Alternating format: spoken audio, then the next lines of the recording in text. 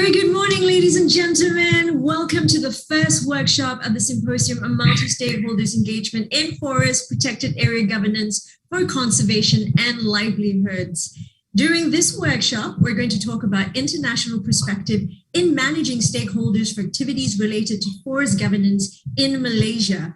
We have examples of stakeholders' engagement in forest governance. However, modalities of their engagement in forest governance are still not well formulated. So in this workshop, panelists will discuss importance of stakeholders' engagement in forest governance, drawing case studies from Indonesia and the Philippines. These case studies would provide useful policy implications toward developing forest governance modalities in Malaysia. So ladies and gentlemen, once again, please take note that there will be a live Q&A segment at the end of the workshop. We're going to have all the speakers present everything first. So kindly pose your questions on the platform and our speakers will try to answer all of them if time permits. Now you will see a question box on the platform. Just submit your questions there. And if you do not see the question box, just kindly refresh your page and you should see it pop out, okay? Now moderating this workshop will be Dr. Kriban.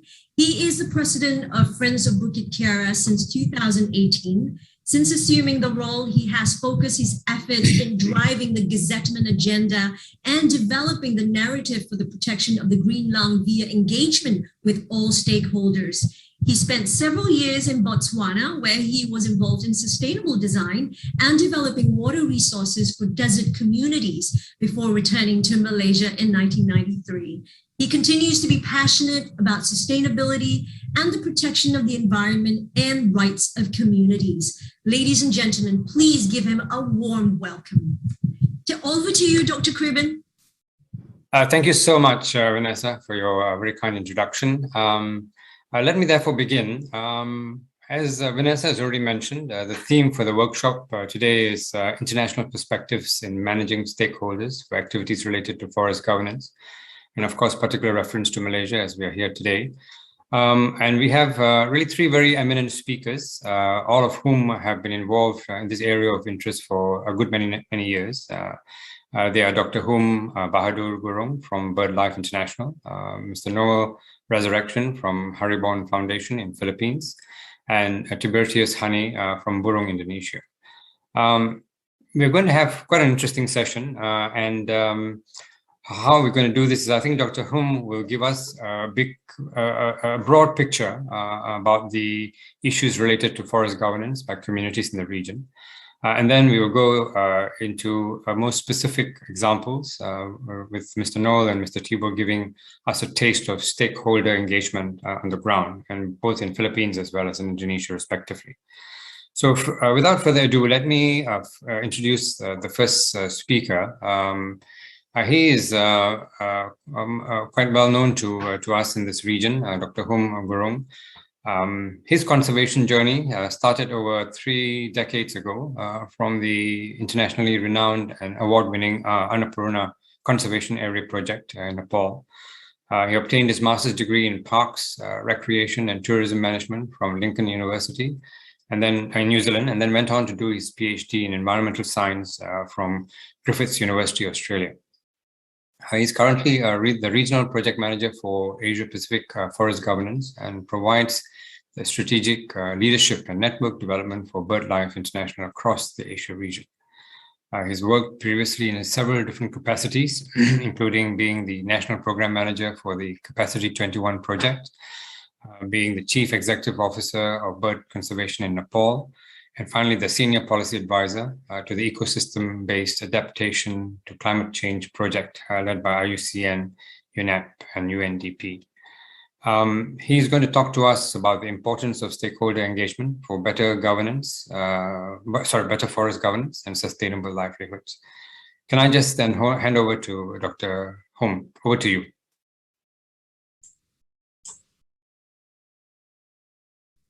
Thank you, Dr. Kriban, Mr. Chair.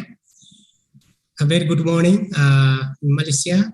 Good afternoon, good evening, all the friends and colleagues and participants around the globe. It's a privilege for me to join and deliver a talk program in this workshop 1. So I like to focus my presentation this morning a bigger picture of the importance of stakeholders and why it is so important for better forest governance and livelihoods opportunities. One of the most important things we need to understand who are our stakeholders, why they are so important in our programs and projects or the objectives we want to achieve, and how we can engage them in more impactful way. So that's why we need to understand how we can influence, at the same time how to generate their interest. So the most desirable in the case in the matrix of the engagement mapping is, but we need the highest interest from the stakeholders. At the same time, we can deliver and influence. That means we need a regular engagement, and also we need to make them happy, our stakeholders. Otherwise, they don't engage, they don't participate. So we make them keep satisfied, make them happy. So this, this scenario, so the high interest and high influence is the most desirable option when we talk and engage about stakeholders. That means we have to engage the governments, right, from central governments to provincial or local governments. For example, in Malaysia, the forest is a state matters. So you have to go to the state governments to talk about, to discuss about the forest governance issues or management issues. At the same time, in the Philippines or Indonesia, local governments are still more power to say in terms of forest management at the local level and planning. So, forest governance is everybody's business. It's not just the governments, but also the role of non-state actors or stakeholders are very important and critical, particularly indigenous communities and people who live in and around the forest and protected areas. Without their engagement, we cannot succeed our conservation outcomes. So the roles of NGOs is very crucial because they have more flexible and they can bring the dynamism and innovativeness. And most recently, private sectors are very important, particularly timber, where we have to harvest timbers or you need to have a production forest. So the roles of private sectors are also very crucial. So sometimes this is what I always talk about, I always think outside the box. I call is like, stakeholders engagement +1. The +1, many NGOs or civil society organization have a very in a privileged position to have the royal or high level people engagement in the organization. For example, BirdLife Partner in Bhutan, the Royal Society for Protection of Nature, the Queen of Bhutan is a patron of the NGO. So here in a picture, our partner in Malaysia, the Malaysian Nature Society organized at the Kuala Sengkang Nature Park about 2 years ago in 2019, where Her Royal Highness Tengku Parmeshwari Nora Singking was invited. So you can see our MNS President, Dr. Ismail, is trying to engage and offer all the advocacy materials to Her Royal Highness. So I was briefing about the important bird and biodiversity area in Malaysia, about the importance of flyways and migratory birds to Her Royal Highness. So this also make a difference. So always think beyond outside the box in order to engage wider communities and the people of the society. So because we need to engage everybody, we need to improve livelihood outcomes, better livelihood outcomes. So we need, our community, our people need more income, increase their well-being, reduce all the vulnerability, and improve food security. Many communities around the globe, they don't have more than 6 months of food to eat. After that, they have to go to forest. They really depend on the forest. So we need to improve the food security of our people and more sustainable use of human resources. If each and every people have the same human potential, what we call the livelihood assets. So we need to harness their potentials so we can create and generate more sustainable livelihood opportunities. So to do that, the BirdLife International Day, and thank you to European Union for supporting this forest governance project in 4 countries, Malaysia, the Philippines, Indonesia, and Papua New Guinea, a 5-year project from 2017 to 2022 January. So where we are focused at 7 sites and working with different stakeholders for better forest governance. So the tropical forest of like the 4 countries, Indonesia, Malaysia, Papua New Guinea, and Philippines, it covers over 154 million hectares of forest, and they are globally significant. They are globally important, for the biodiversity. It's a hot, biodiversity hotspots, the plants and animal life. So these forests are home of many, many people, indigenous people. You can find a unique wildlife, provide clean air, fresh water, medicine, tourism, recreation, and other ecosystem services, which are important part of sustainable livelihood. So we need to engage wider stakeholders to save the tropical forest so the livelihood of people can be improved. To do that, BirdLife International, designed with our project partners, and with 4 major outcomes. So basically, investing on local communities and local people for capacity building training, to have a more transparent and information sharing culture, a process so that people know what is going on in terms of forest governance. Second, what I call the hard work, teamwork, network. It's very important. We need to have a building a very good networking and collaboration and cooperation among the stakeholders to achieve the desired outcomes. That will lead to a better forest policy processing. So we need a good policy, from policy to practice for a better survival opportunity. So why forest governance matters so? It is very important because a very simple way is it is about power. It is about ownership. It is about who controls resources. For example, in Papua New Guinea, 3% of the forest ownerships belong to the government. 97% of the forest is owned by the local people, indigenous communities, different tribal groups. So the more local people have better to say, so they can engage and protect their forest. In contrast, in the Philippines, Malaysia, and Indonesia, it is mostly under the ownership of the government. That means so they need to engage like civil society, other organizations for better forest governance. So need to work very closely with the government in these 3 countries. While in Papua New Guinea, the local communities are more say. So the government have to go to the local communities for forest management for any national level forest policies. So to do that, BirdLife International has identified over 13,000 what we call important bird and biodiversity areas or key biodiversity areas around the globe. And 50% of these, you can see all the green spots, 50% of them are protected, means under protected area like national parks, conservation areas, where is more safer than 50% or around that size is either semi-protected or unprotected forest. That means more need more attention for better management of the forest and the IBA, KBA sites. So one important thing how to do for particularly policymakers, we need to have and to understand what is going on the ground. We need to have a regular and continuous monitoring where we can engage different stakeholders. In this case, our projects have engaged the local communities and other NGOs and CBOs for the monitoring of the forest or IBA, KBA through GIS remote sensing. Our science team in BirdLife International in Cambridge are working hard to have a GIS remote sensing since 2000. So monitoring all the important bird and biodiversity areas, but it's also very important to know what is going on the ground, where our indigenous knowledge, skills, the community engagement bring lots of information exactly what is happening on the ground. So we can verify and compare and contrast to see, and that can bring for forest governance.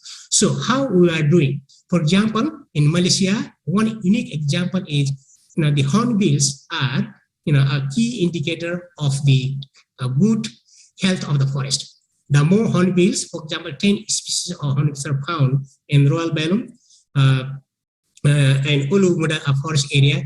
That means the forest condition is good in that area. So we call the 3 C's of forest: the forest condition, which is the health of the forest, then the forest coverage is loss or gain, or then carbon stock assessment. So our partners in all 4 countries are working with the local communities for monitoring of forest, right from forest to birds to biodiversity like tree kangaroo, for example, in Papua New Guinea. And this is the example for our partner for Haribon, how data are collected in a smartphone, then that can feed in later on in the software package and can analyze later the forest loss or forest gains or the condition or situation of the forest. So this is one example how local communities can be engaged in better forest management. So we came with the forest loss dashboard, where we can see, this is a very catchy title that published in the BirdLife magazine, Eye in the Sky and Feet on the Ground, where you can see the different, like the red means deforestation, for example. Green is better, is intact forest. So how our local people and indigenous people on the ground can use the smartphones, GPS, and link with the remote sensing GIS database that to monitor and to see the situation of the forest. And this is a real way of empowering the local communities to protect their forests, which are globally important and significant. So this is one example what we can get how the forest loss dashboard shows the three things. One, it will tell the most impacted areas, where are the most deforestation are happening. We can find right from the sky, we can see what is happening in that particular sites in terms of the deforestation, for example. Secondly, it also provides opportunities for restoration, some action on the ground where we can bring or engage the community or the stakeholders for better management or restoration of the forest and forest resources. For example, the reforestation program of Haribon Foundation in the Philippines is one example where native trees have been planted in order to restore the highly impacted area. Finally, where to protect, where you can see the more intact forest, the more greenery. For example, sites in the Papua New Guinea where the forest is still in good condition. So it will give a big picture of forest condition and situation, and that can be used for policy making process. My colleagues, Noel, will be talking more about a case study from the Philippines. Dr. Krivan has mentioned earlier, and my colleague Tibur also will be talking from Indonesia, local examples of how local communities or different stakeholders are engaged in forest management and planning. And we have been planning to bring all the 5 years of experience from BirdLife and its partners in working on the ground with government agencies, NGOs, private sectors. So we'll be organizing Asia Pacific Forest Governance Forum from 27 to 30 September. This is absolutely free, 3 p.m. to 5 p.m. in Indonesia, Malaysia, and Philippines time. So you are most welcome to join, where the 4 days are engaged about day one, high-level panel on forest governance. Also bring some regional and global approaches for improving forest governance systems and biodiversity conservation and climate change. And day 2, exploring how transparency and accountability drive effective forest governance. And day 3, about public-private or both engagement, the role of non-state actors in forest governance. And finally, on day 4, making a difference for the coming decade. So the flights are already on the BirdLife websites, our partner CITD website. So people can, interested people can register, and which is free, and please join us. So finally, I have, came with the idea of reconnecting a different landscape through better forest governance for sustainable livelihoods. First, I brought this example from Indonesia. Different countries talk different use or different terminology. For example, conservation forest in Indonesia means basically national park conservation areas where people don't cut down trees, but they visit for better mental health. Very important, particularly this lockdown. We can understand the values of our natural areas. Second is protection forest, which are mostly protected for watershed management, to save the water catchment, so we can have a fresh drinking water and we can have water for our irrigation. Third is production forest, which is basically with the sole purpose of cutting down trees, the harvesting, like planting rice plantation. So like after 25, 30 years of rotational period, so people can, cut down trees, which is basically for the purpose of timber, and that creates lots of green jobs. So these are the types of, management regimes, from Indonesia. So finally, I like to share what is the difference between conservation versus preservation. Many people use interchangeably, or many people think they are the same thing, or what is the difference? It is very similar things, but at the same time, they are very different, because conservation is for use and preservation is to save from use. So in summary, conservation is to save for use and preservation is to save from use. So the difference is for and from, and it is in our hands about to save for future generation and to save, for our own better livelihoods. So with this, thank you very much, Mr. Chair, Dr. Kriban. Thank you very much.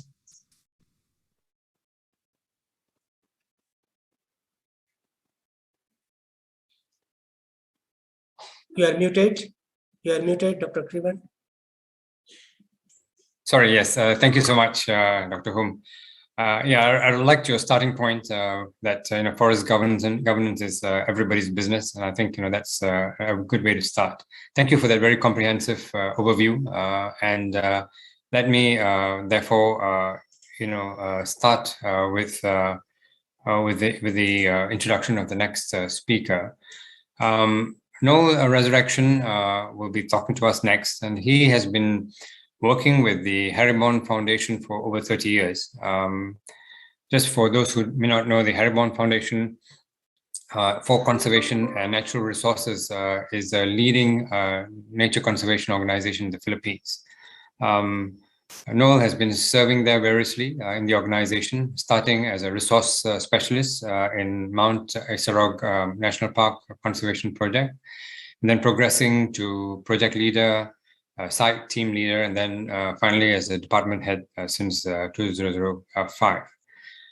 He's got a Bachelor of Science in Social Sciences from the Cameroonese Soro State Agricultural College. And then he went on to do a Bachelor of Science in Education about that time. And then, he went on quite recently, in fact, to get a Master's in Resource Management. He's going to be talking to us about the multiple stakeholder engagement for forest governance and Philippines, basically a case study of indigenous peoples engagement. Noel, over to you.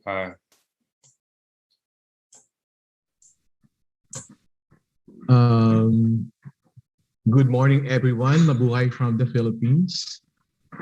Okay, so I'll be presenting about the multi-stakeholders engagement for forest governance in the country, a case of indigenous peoples engagement. This is a case of presenting our actual experience engaging with indigenous people through the forest governance project, as mentioned earlier by Hoon. Next slide, please. Okay, as you can see, the red ones are the key biodiversity areas or the important bird areas in the Philippines.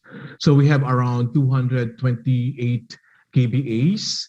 And for the FOGO project, as presented by Hoon, we have 3 sites: the Mount Irid Angelo Binuang KBA in General Nakar, Quezon, the Mount Siburan in Oriental Mindoro, and the Mount Hilong Hilong KBA in Lanuza del Sur. But for this presentation, I will focus most of the experiences of Haribon in implementing the project in Mount Hilong Hilong KBA. Next slide, please.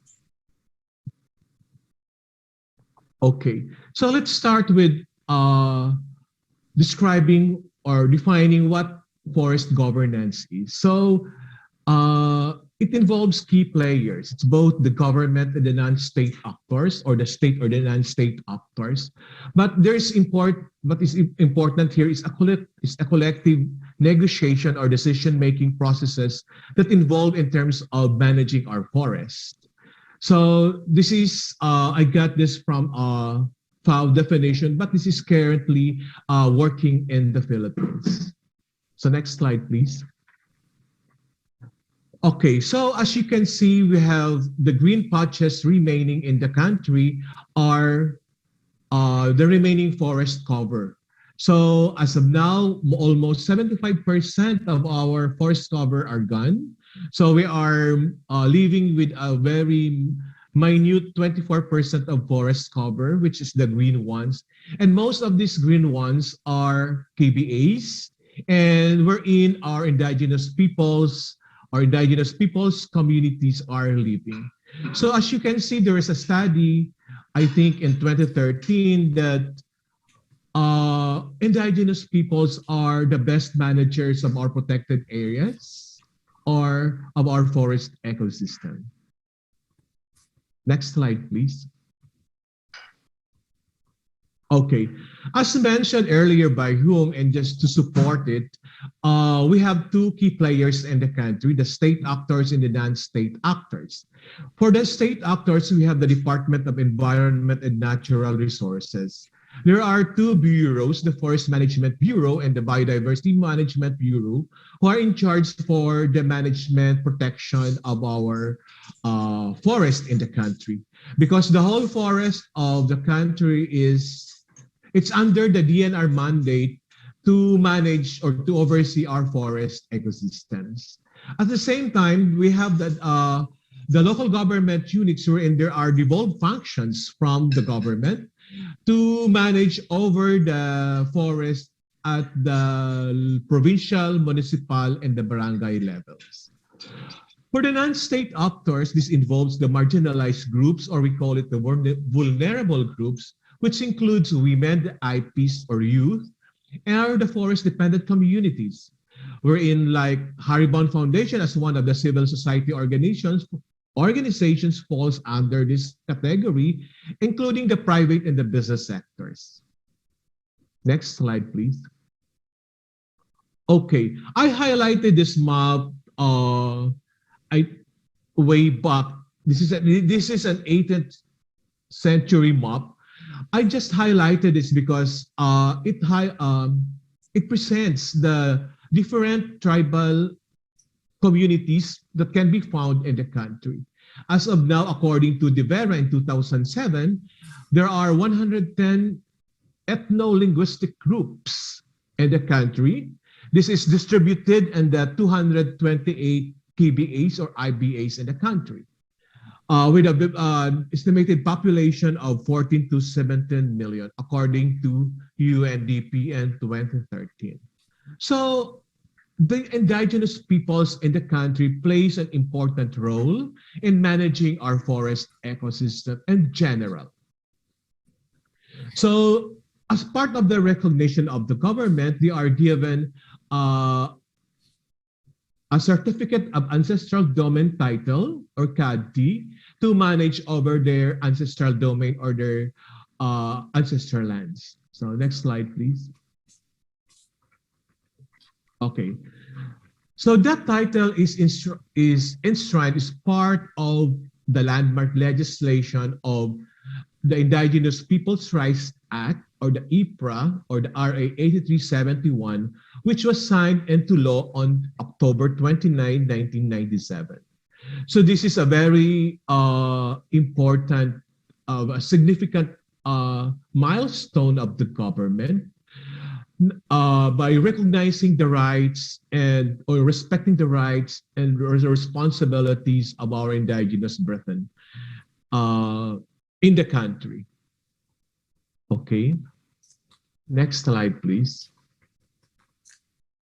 Okay, but before going into engaging with our partner communities, it is important to do the free prior informed consent, or the FPIC or the FPIC. It is important to get the consensus of all members of the ICCs or the IPs. Just like what we did in the Forest Governance Project, we consulted several communities and get their consensus. The consensus is dependent on the traditional governance system or the traditional laws that they have. For example, we need to get 50% plus one signatures of each community in order for us to get their consensus. It is important because we need to determine in accordance with their respective customary laws and practices and free from external manipulation. So the discussion, the process is between us, Haribon, and the local communities, witnessed by the National Commission for Indigenous People.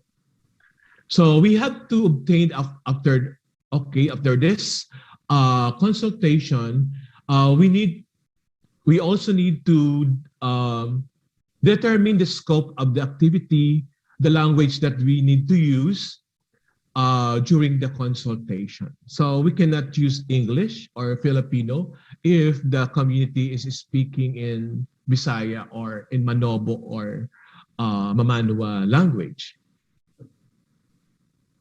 Next slide, please. Okay, but there are other related processes to FPIC. So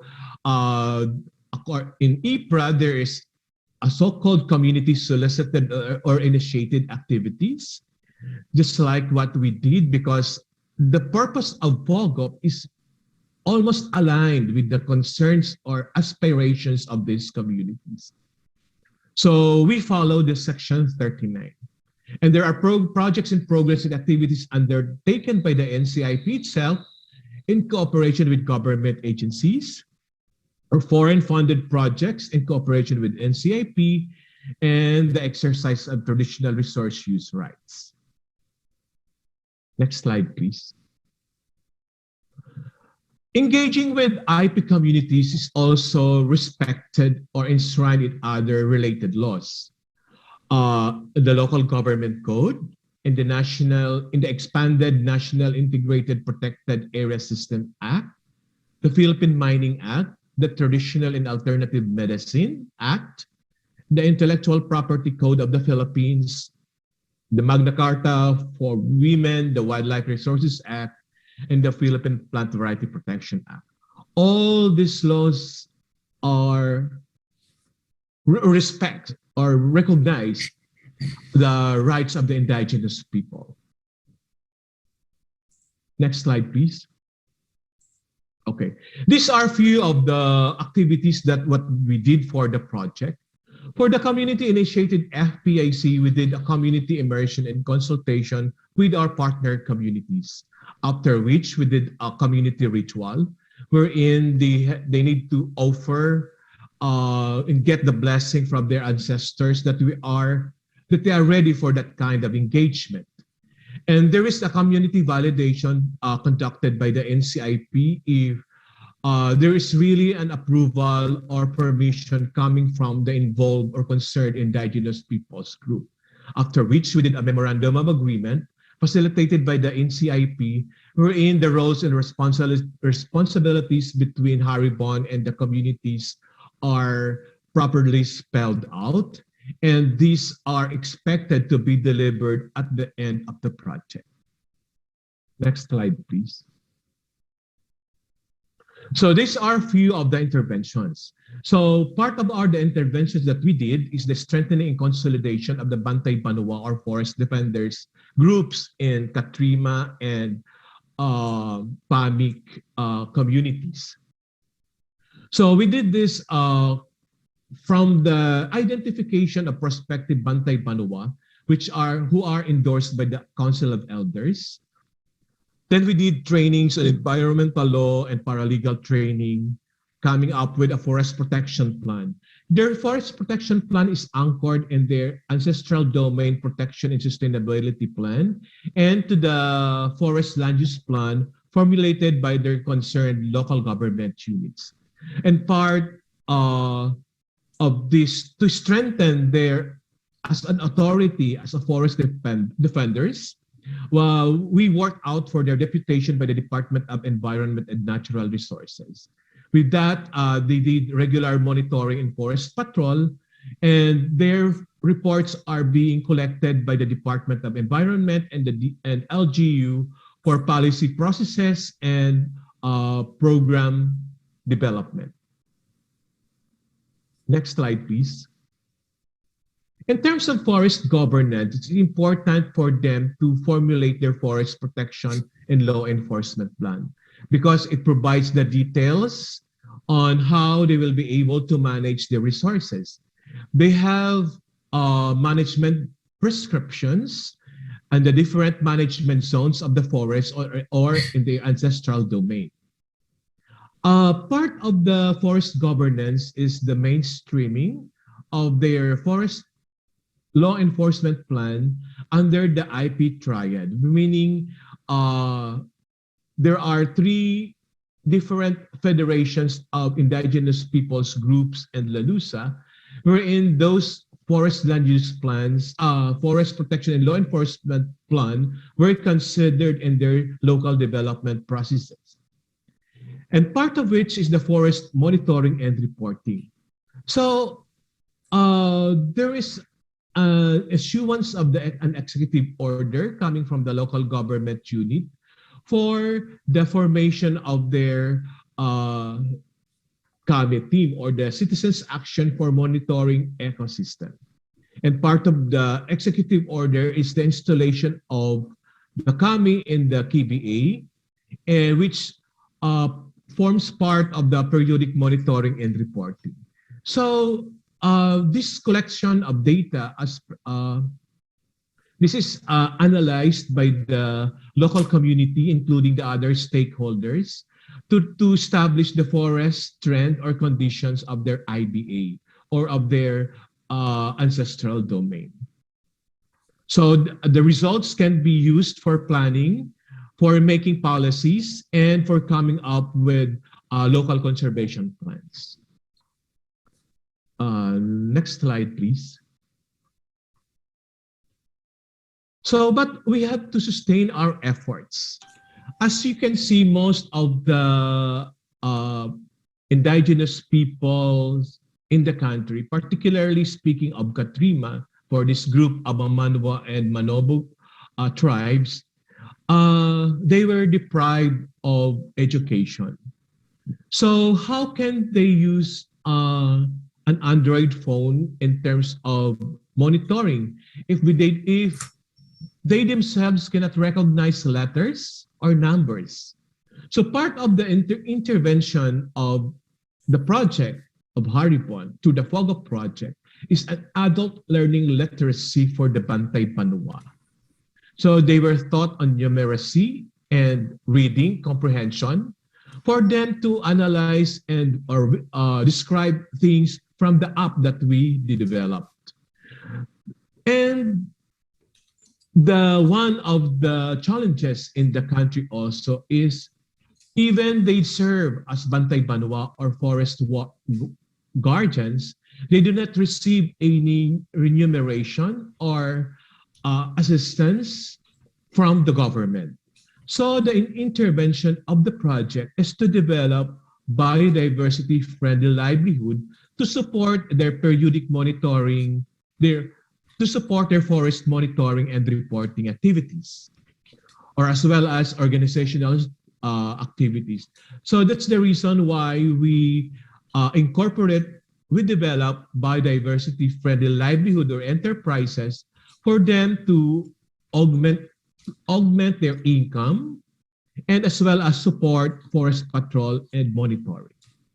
And at the same time, part of the intervention is to do network and linkage building. So this is the phase wherein we introduce them to local government units, to private sectors, and conceptualizing new ideas, new conservation ideas that will help them build their local communities and support their livelihood and support forest protection and conservation activities. Next slide, please. So as a part of the experience, one of our tribal leader in Pagsangahan in General Nakar in Mount Irid Angelo, he said that because this is where her tribe and the next generation is connected, so they participated in the forest governance project. Next slide, please. So one of the participants in our adult literacy says that before he would ask his companion to write his name and attendance sheets, but now he's able to write his name. So that's Dimuel Cardigo, Amanobo Mamanwa tribe from Lanusa, Surigao del Sur. So next slide. Okay, so I would end my presentation and maraming salamat. Thank you very much for listening.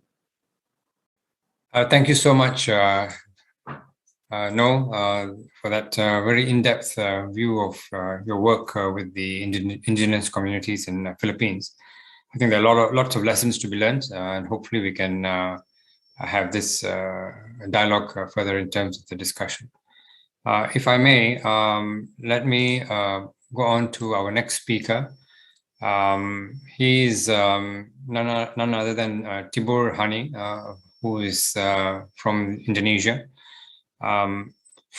He has been since the year 2000 leading the Burung Indonesia's program in Flores, Indonesia, as program manager. This initiative was to promote landscape approaches to nature conservation and sustainable landscape management. In 2017, his work was focused on facilitating multi-stakeholder processes to develop and implement sustainable landscape management. In 2017, he became involved in the EU Forest Governance Project in Indonesia, and this has been leading the project implementation since 2020. He will be talking to us about multi-stakeholder engagement in the forest governance in Indonesia, a case study from the Imbabaliling landscape area. Can I please invite Tibor to take the floor? Thank you.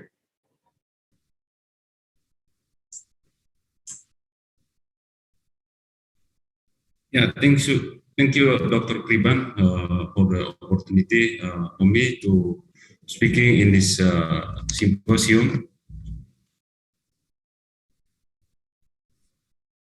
Yeah, my presentation.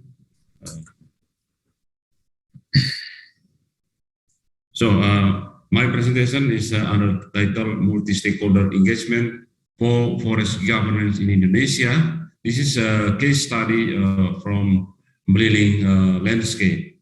Next slide, please.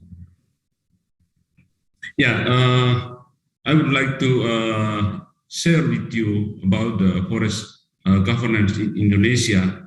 In Indonesia, there is three type of forest management. That is conservation forest, protection forest, and production forest. That also mentioned by Dr. Boom earlier. For conservation forest, it's like national park, nature reserve, wildlife sanctuary, nature tourism park, and botanical garden. And this is under DG of Nature Resources and Ecosystem Conservation in the Ministry of Environment and Forestry. And they also have a technical management unit in the site level. The second is protection forest. That's all for water and soil protection, erosion prevention, and flora and fauna protection. And this is under DG of Water Catchment and Protection Forest Management. And this is on Ministry of Environment and Forestry. And they have provincial forestry agency in the provincial level, and they have a forest management unit in site level. And the third is production forest. That's mainly for timber production, and this is under DG of Sustainable Production Forest Management in the Ministry of Environment and Forestry, and they have forestry agency in provincial level and forest management unit in site level. So this is also stressing what Dr. Hu mentioned before, that most of the authority in forest government is in the government's hand. Next slide, please. And this is a key actor of forest governance in Indonesia. There's two actors, non-state actors and state actors. The non-state actors consist of community groups, cooperative, community fora, NGOs, private sector, multi-stakeholder organization, and association of timber industry. And in the state actors, consists of Ministry of Environment and Forestry and the relevant DG, and also Technical Management Unit, Provincial Forestry Agency, and Forest Management Unit in the site level. Next, please. Yeah, this is a Meliling landscape in Indonesia. In the eastern part of Indonesia, you can see in the map, in the Meliling landscape is in Flores. That's very close to Komodo National Park. If you know about the Komodo dragon, that's the place is very close to the Komodo National Park, and we can say that the western part of Flores is a gate for Komodo National Park. The landscape encompasses about 94,000 hectares, consists of 73% of forest. There's protection forest, production forest, and also conservation forest, and also mixed agroforest. And there is 27% of non-forest, consists of rice fields, savanna, village on the edge of landscape. Next, please. Yeah. In terms of stakeholder engagement, I think it is important to aware about the important values of the landscape, because that's the background of the reason why we need to work together as the stakeholders. So the important values of the landscape is one is high priority biodiversity conservation area. This is high priority forest, and also important bird area or key biodiversity area. And the second is for water supply, for agriculture, household, and also for tourism town in Labuan Bajo. As I mentioned before, there's the gate for the Komodo National Park. And also the important values of the landscape is source of livelihood. Because of the landscape, there is agroforestry, rice field, and also for livestock. Next. Yeah, this is the main stakeholder in the landscape. In the community level, there's a caring for Meliling landscape fora. This is the community organization, consists of village government, customer leaders, religious leaders, community leaders, and also community groups. And in the medium level, there is stakeholder organization we call Meliling Committee. This in the landscape level consists of the district agencies, the district companies, the district House of Representative, NGOs, representative of community organization, and also specifically in the forest governance project,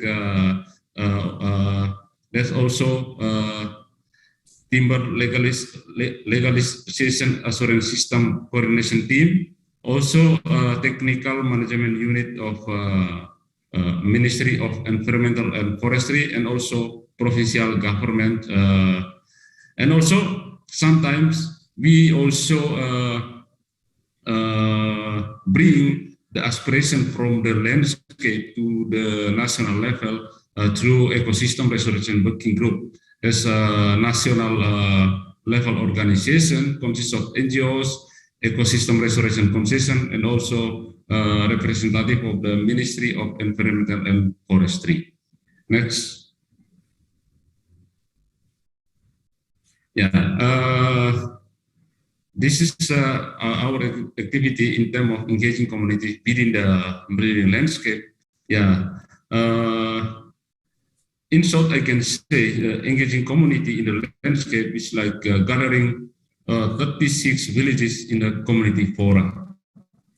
What we already done to gather these villages is the first is introducing important values of the landscape by using participatory methods to make sure that they are aware why and how they participate in the landscape management.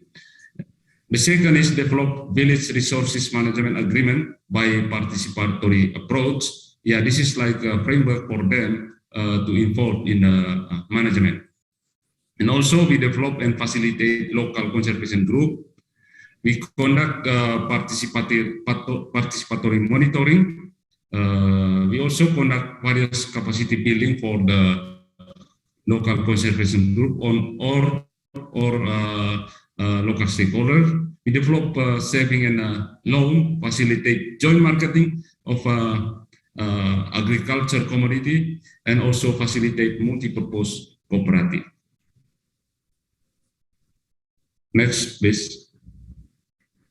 Yeah, this is kind of capacity building for community group. For we have conducted for 27 LCGs, local conservation group, for 25 saving and loan group, and 1 cooperative, and 3 big farmer groups. By identifying, prioritizing, and monitoring ecosystem services, and 3 shielding nurseries development, saving and loan management, 3 inventory, agroforestry development, soil and water conservation, facilitating of cash crop planting, facilitation of community joint marketing, and timber processing. This is kind of capacity building we already deliver for the community groups. Yeah, in terms of engaging stakeholders in the landscape, some activities we already facilitate for the stakeholders in the landscape is find out the important values of the landscape. Yeah, this is also to make sure they involve or participate in the landscape management. The second is synthesizing those values to the relevant stakeholders. The next is find out agreed common goal among them, and also develop framework for collective action and find out synergies potential in terms of program and also policies, building the capacities of them and facilitating regular meeting to evaluate progress and develop any improvement. Next, please. Yeah.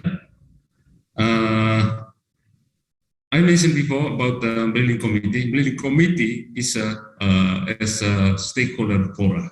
This is consists of government, NGOs, community, and private sector. What we already facilitate or conducted for this building committee is formulate and agree on management plan or strategic plan of the landscape. Propose various kind of program and or policies to relevant stakeholders in terms of landscape management, and conduct regular monitoring to detect any change occur within the landscape, evaluate and review the strategic plan of the landscape. This is the main role of the building committee as a stakeholder fora in the landscape, to make sure that all stakeholders involved in the management. Next, please. Yeah, this is ecosystem service monitoring. This is the framework for community group level. This is for data and information collecting regarding change and occur in terms of quality and availability of ecosystem services and pressure. This is a framework to engage the community group. What's the goal of this framework? One is to increase community awareness of ecosystem services and the impact on livelihood if those services are lost. And the second is encourage conservation of the forest ecosystem, its services and related benefit.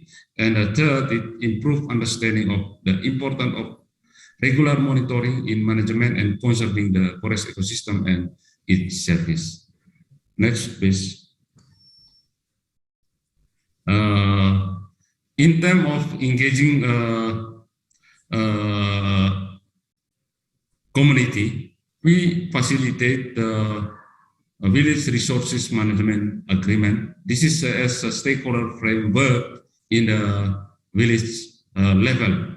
This is an agreement on how to manage village resources in sustainable way. This is also consists of how to manage the livelihood asset, as Dr. Hu mentioned before. This agreement mainly how to manage this livelihood asset in a sustainable way. Next, please. Yeah, this is the framework of the in the landscape level. This is a landscape strategic plan. So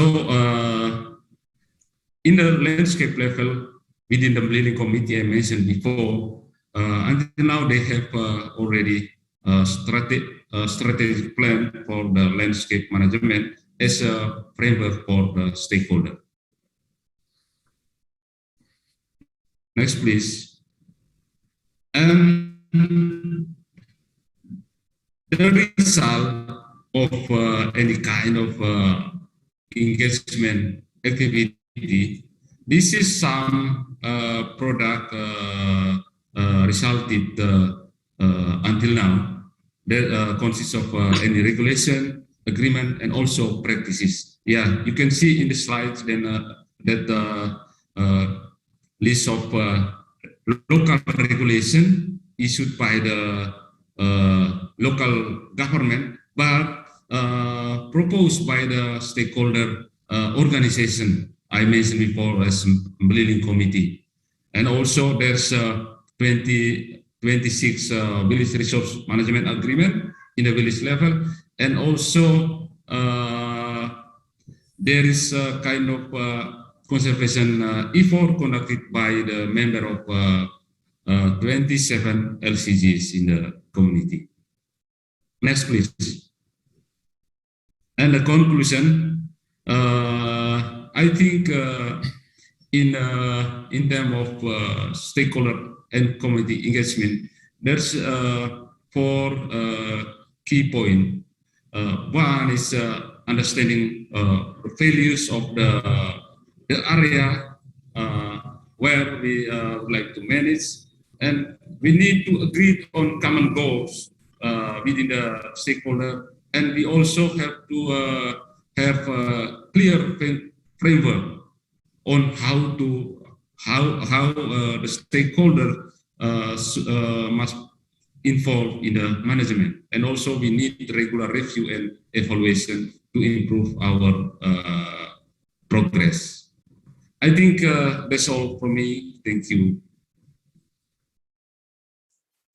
Thank you so much, Tibor, for that very illuminating presentation. I think it seems like you've done a lot of work in terms of engagement, and hopefully we can have a bit more of a dialogue as we go the next couple of minutes. Thank you all for the 3 speakers. I think it's been a very wide-ranging set of presentations. Can we then go into the dialogue? And if I may begin with the first question, maybe to Dr. Hum, if you're okay. Dr. from your presentation, it seems like you were quite involved, or you've been involved with this project over several years, and you have 7 sites, 4 different countries. The burning question is, what have you had any particular, in terms of your experience in Southeast Asia? Would you say that there are some specific policy type issues and so on, which are very specific to Southeast Asia, which maybe you could share to say that this is something which is quite unique in the region compared to your experience elsewhere in the world? Thank you, Dr. Krivan, for the questions. From our experience, Southeast Asia is a unique country. Lots of development, activities are going on with, in terms of population. That means lots of pressure on the environment and natural resources. Having said that, this is a tropical countries. It's also opportunity because the rich biodiversity. When people cut down trees, after 5 years, it will regenerate if there is no much more pressure on that area. So the important aspect here is how each country are governed by different political landscape and resource management practices and techniques. So the countries are different. For example, Malaysia, we like to also remember our good friend Balu Perumal, who always used to say, Malaysia is a one country, 3 kingdoms. Like you have Sabah, Sarawak, Peninsular Malaysia. So the states have more power in terms of managing forest resources. So when you go to an international REDD+ and other forest certification issues, so the states have different views, which the central government can't directly intervene. So need a much more rigorous process of consultation and cooperation, which will take more time. So that brings both opportunities and challenges.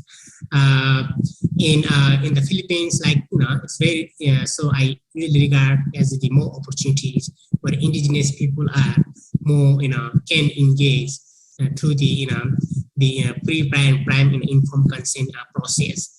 That is very useful. In Papua New Guinea, as I mentioned before, the indigenous people have much more role to play in forest management.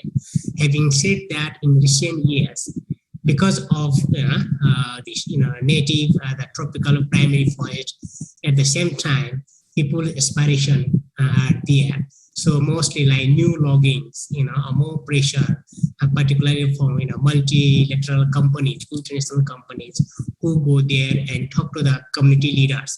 So there's a kind of a challenge. So many things, new roads can happen anytime, anywhere. So these are things that are difficult to track and monitor, because of the pressure. So in Indonesia, I think there are more than 17,000 islands. So there are lots of endemic birds, particularly from bird conservation point of view. So within the Southeast Asia, like the palm oil and other deforestation. From my field visit, like in Malaysia, like Peninsular Malaysia, now you can see all the plain areas, like palm oils, and all the hills are only native forest, or now mostly protected area. So you have already done all the damage. And one of the challenges may be lots of, as people cut down and more pressure and for developments, there are also issues of degazettement of already established forest reserves, which are, a big pressure and challenge. So that's why the importance of bringing the stakeholders together, that we can bring 1 + 1, not just 2, but 11, and build the synergy and try to create a win-win situation that can be good for the environment, also good for the livelihoods. Thank you. Thank you, Dr. Hong, for that very comprehensive answer. I'll come back to you in a minute because I think there's things I'd like to explore. But let me maybe carry on to engage with Noel in the Philippines. The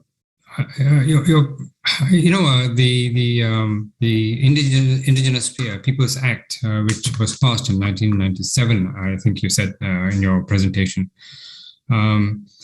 From what little you've said in the presentation, it seems like it's a very comprehensive act, which has provided protection and also engagement of the indigenous peoples. Can you tell us a little bit about the history of that? I mean, how did that come about in 1997? I mean, if I remember, 1997 was also the Asian crisis, and there was a huge financial meltdown in the whole of Southeast Asia. And yet, that whole act came into force at that time. Can you tell us a little bit about the history about that, how it came about, and how were you engaged? Was your organization engaged, for example, in getting this to pass? Yeah, it was a long battle for the indigenous people communities in the country, as well as with the CSOs like Haribon. Who was also instrumental in the series of consultations in coming up with the law. Usually, Haribon is always on the go when it comes to formulating new policies in relation to natural resource management, biodiversity, and indigenous people. So it's a long battle from it's a long journey, actually, of the IPs and the CSOs in the country to pass that bill in 1997. And even we have that law passed, there's still a struggle of recognizing the rights or protecting the rights of the indigenous people for the other sectors who failed or with limited knowledge or understanding about or recognition about the rights of the indigenous people. So even we have the IPRA law, but still we're still struggling to raise the awareness of other stakeholders, for them to recognize, appreciate how significant or important the role of our indigenous peoples in managing our natural resources. And in terms of it's in terms of lobbying or adoption or any at the local level, for example, passage of a local legislation or an ordinance, it takes time. Influencing our local decision makers to approve or legislate a legislation in relation to the engagement of our indigenous people. That is why sometimes it's the CSOs who are the ones spearheading that kind of aspect, move or activity. Yeah. That's very interesting. So what you're saying is that although you have the framework, there's still a lot of groundwork to be done to be able to move things forward. Yes. Yes. That's I suppose it's great that you have strong CSOs then in Philippines to be able to push some of this agenda forward. That's excellent. Maybe can I move on to Tibor? In terms of obviously again, based on your presentation, it seems like you have had a whole multi-level engagement with various stakeholders, which is, I think, very interesting. I think some lessons for us to take back, certainly for Malaysia, because I think that seems like you've done a lot of work there.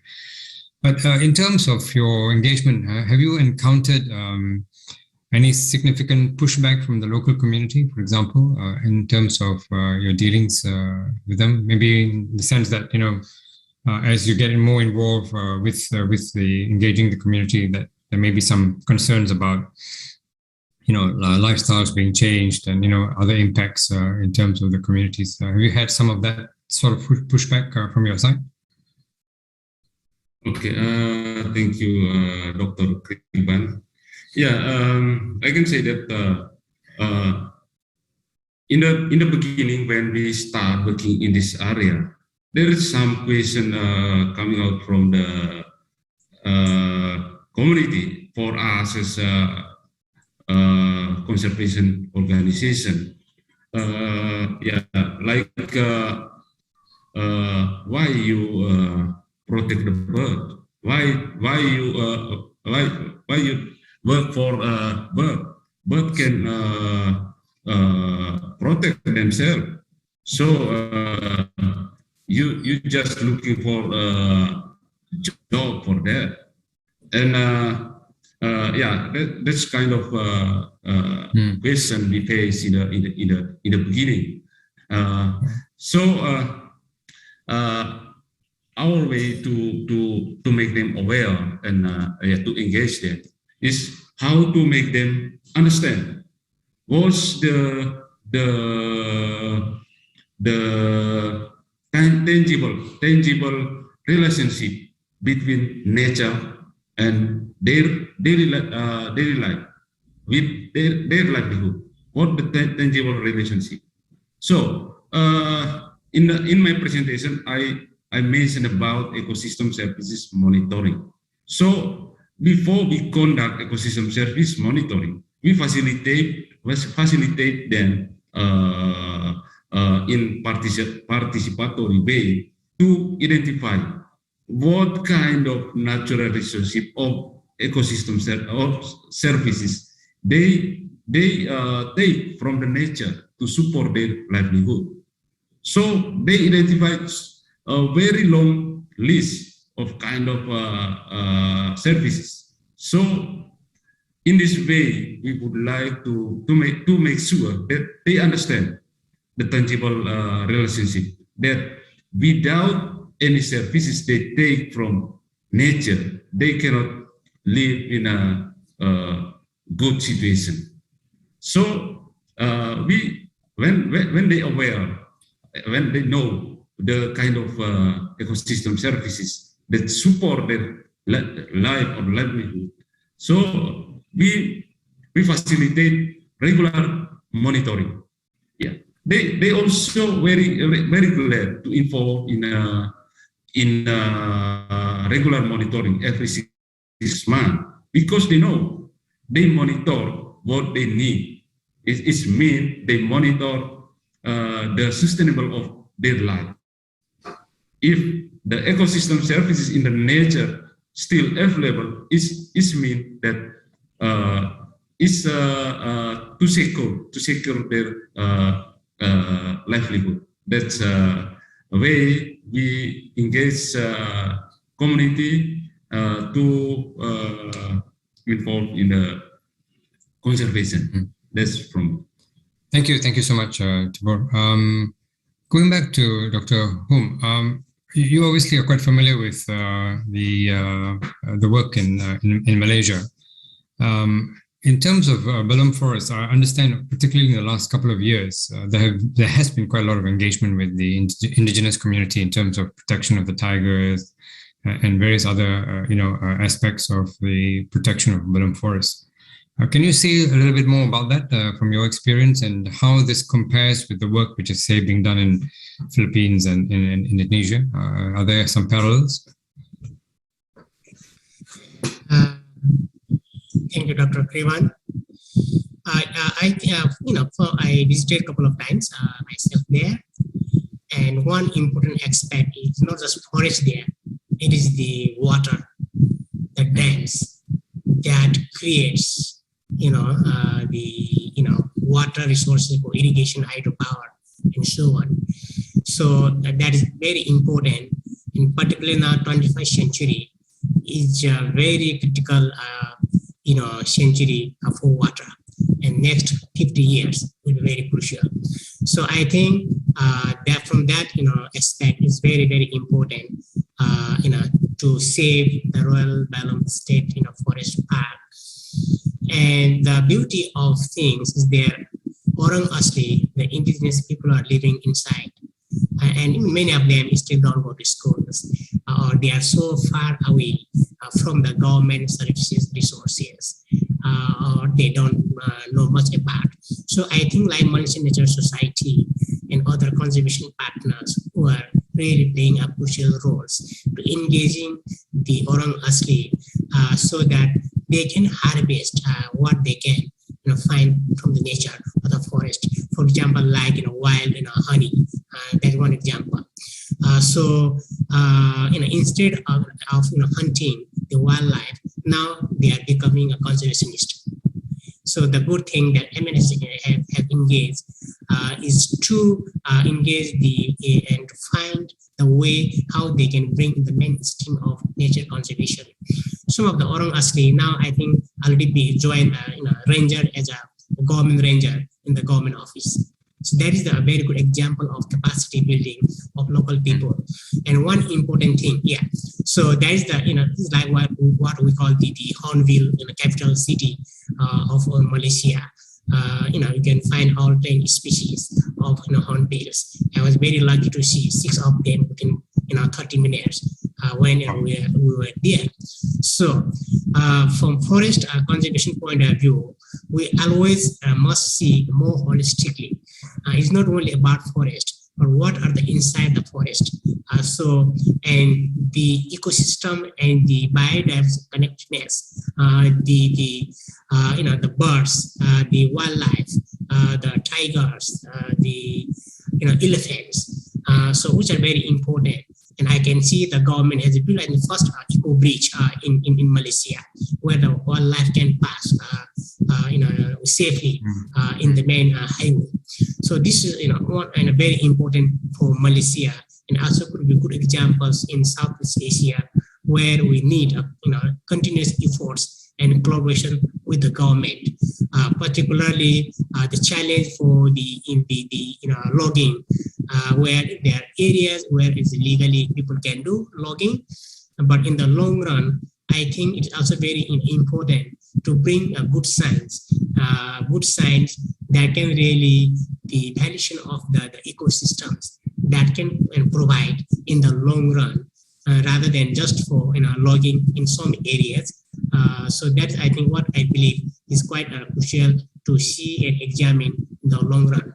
So having said that, the Orang Asli who are living inside the forest, now they are coming and engaging for the forest management. There's a quite great milestone in nature conservation. If we see the relationship between the indigenous people and the nature, and they know the best how to survive in the forest. So there have been lots of income generating activities that can generate some money and that can provide their livelihoods, and so that they can attract and engage in more forest conservation for themselves and future generation. So I think in the long run, the ecosystem services that we provide from the Royal Balong State Park need to be examined and assessed, so that can bring a good policy framework to present to the government, having all the management options for the protection of the Royal Balong State Forest Park. Thank you, Dr. Hum. Those are very interesting observations. Hopefully, we can move forward with this that sort of engagement you're talking about. That's quite important. Going back to Noel in Philippines, I know you've also had quite a lot of engagement with the indigenous population, and then this FPIC process, which is in place in Indonesia. That sounds very interesting. I mean, from what you're describing earlier, is that process presumably it's quite a long process to get this engagement and this process in place? Do you see any ways of fast tracking this, and are there things we can do to, or you can do, or we can do to improve that whole epic process? Yeah, FPIC is a long process and it's tedious. So because it requires a lot of community consultation, so you have to get the consensus as a requirement by the law. Yeah, and then as there are some provisions in the IPRA law wherein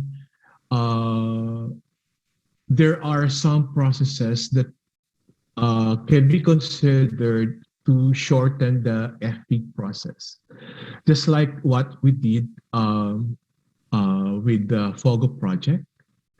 Because since our activity is not extractive, and the purpose of the program is more on forest conservation, building the capacity of the stakeholders, particularly the indigenous peoples. So there's a provision in the IPRA that if your objective is almost aligned with the purpose of the indigenous peoples, so some there and the local people or the indigenous people appreciate that apart from the plans that they have, the goals that they have is the same as yours. They can decide that you will just follow the engagement could be or could fall within a community initiated project. Considering that, for example, part of their plan is forest conservation, and then you have the same project as forest conservation. So you don't, once you arrive on that consensus, so then you just do the community initiated process of FPIC. So we'll no longer go with the long process, the standard processes that the IPRA requires the stakeholder. So just like what we did, it's just a consultation, a ritual is very important, and then a memorandum of agreement with the IPs. So we started the project we started smoothly when we initiated the FOGO project. So there are, and then if there are programs that initiated by NCIP, the mandated government agency, or by the government, so there are also other processes or steps that can be followed to shortcut the process. But what is important here is the consensus, is the permission coming from the community. It's just like you have to knock, if you visit a house, you have to knock at the door first before getting inside. Sure. Yeah. So that's interesting. So from what you're saying is that I suppose once you've engaged with the community with some of the processes, then it should become easier in future. That's something which is quite interesting. Timur, you in fact in your answer earlier you mentioned about communities asking why are we protecting birds? And obviously we have many other issues to do with poverty and to do with things, livelihoods which we have to deal with. So how have you been able to convince people that conservation is important? I mean, although there are many other aspects obviously to livelihoods which are obviously important, particularly in poorer communities. How have you sort of transcended that problem and got people involved as a community in the wider conservation issues? Yeah, thank you, Dr. Priman. I think this is a very interesting question. Yeah, the challenges. I think from my point of view, the important challenge in conservation issue is how to encourage the community in a poor community to involve in conservation, because their top priority is how to get more income. So Yeah. conservation is low priority for them, and how we encourage them to involve in conservation. Yeah, the way we did in the kind of project is how to integrate uh, uh, economic activities in the conservation activities, or how to integrate conservation activities or conservation goal in economic kind of activities. So this is the effect. I think this is the effective way for us to engage them and to make sure that they involve in the conservation itself. Thank you. That's why I presenting in my PPT before about saving and loan group, cooperative, etc. That's the way how to improve the economic things of the community that involved in conservation. Right. Thank you. Thank you for that insight. There is a question actually from the chat box. Maybe I'll just read that. Now, that could be something which all of you can maybe look at. It says here. This is from Mahfouz Faisal. It says, "Awesome insights, speakers. In your opinion, what is the way forward in having different urban community forest communities work together, as sometimes there is no direct similarities between them based on location, ecology, and biodiversity?" Dr. Hum, you want to make a start first? Thank you, Dr. Priman. What we call the urban forest or urban biodiversity.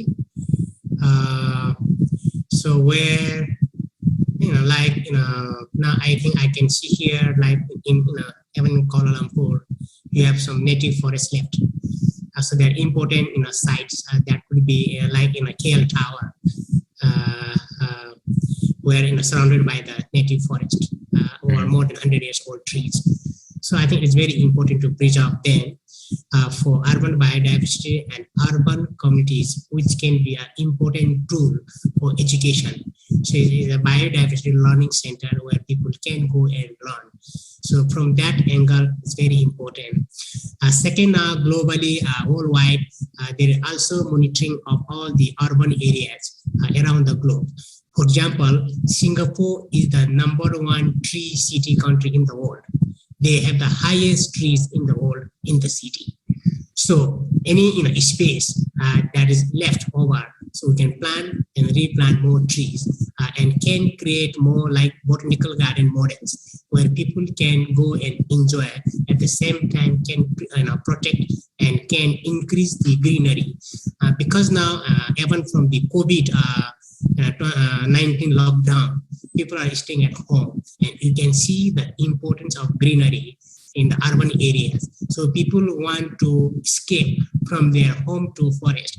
For example, in Kuala Lumpur, there's a Taman Tugu forest park. So I can see about 1,500 people one day visiting there. So when people now visit there because of lockdown, so it's just open now, but they just return from the gate. So it's very important, the way of our life. It's not just trees are standing there, but also it is very good for our mental health. So I think it is very important. There are also like some mangroves, forest. So it depends on the ecosystem. And like in some areas, like we are a very important site for fireflies. So you can connect forest with other species and insects. So Kuala Selangor, there's very important sites for fireflies. So in Southeast Asia and some parts of Europe, 1 million tourists come to see those fireflies because of the mangrove trees they love since they are home. So I think in that way we can educate the urban communities and urban people and engage them where like in a Pakas community, organized by Malaysian Nature Society. So this could be examples, and in many countries can adopt. And like the city councils in Kuala Lumpur, all the important trees have been GPS, they are tags. So that kind of in engagement through the local city council also will help to improve the greenery in the cities, in the urban areas. Thank you, Dr. Krivan. Thank you, Dr. Hum. Any thoughts from Noel or Tibur? Yeah, if I may add, in the country we are promoting green belts in the urban areas. Green belts, but using indigenous species, not the exotic ones, because it forms part of. If you really wanted to, for the urbanites or for the urban settlers to appreciate biodiversity, they really have to appreciate or recognize what kind of trees are. What are the native trees in the country, for example, that will attract biodiversity at the same time? So it's part of the direction that we are working right now in the country. So the reason we are influencing the local developers, the construction industries, like putting up with condo units, new buildings, that portion of which should be planted with indigenous species that only come, local tree species. Either it's flowering, fruiting, or forest trees.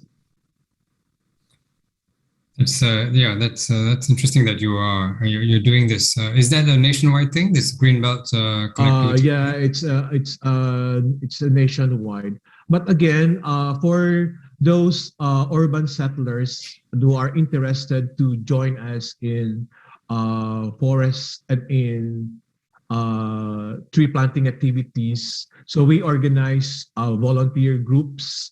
We bring them to the forest to plant trees. Right. Sponsored by our partner corporations. Yeah. Right. Excellent. So it's a normal activity with Haribo now. Right. That's fantastic. That's good to hear. Tibur, any thoughts from your side? I think Sina. Okay. Thank you. Yeah. No, it's been a fascinating session. I think we've had quite a lot of very interesting views. So hopefully some of the lessons we can take back for our individual experiences as well. I mean, we were talking about cities just now. Of course, something like 55% of the population now live in cities around the world, and within the next 20 or so years, by 2050, I think 70% of the population will be in cities. So what we do in cities are going to be very, very important, obviously, for the future. So on that note, I think we've had quite a good session of questions and so on. And I see Vanessa is on board. Maybe she's going to tell us, how we're going to close this off. Thank you, Vanessa. Over to you. Thank you so much, Dr. Krivan, for chairing the workshop. And of course, big thanks to all our speakers. You all are so amazing. It's just inspiring to hear everything that comes out of you, the success stories and also ways forward. I want to thank the viewers for all the questions as well. I'm sure you've gotten invaluable insights from it all. I personally hope that the indigenous people are more empowered to help us protect our natural heritage, and that our voices will now be a lot stronger and heard by decision makers.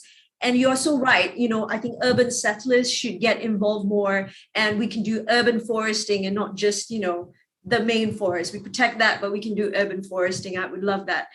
So that concludes our workshop today, but we are going to touch more on this topic at 2 p.m. as we find out more about empowerment of gender and indigenous communities in forest protected areas management. So I'm going to see you again at 2 p.m. Please join us. Thank you. Thank you.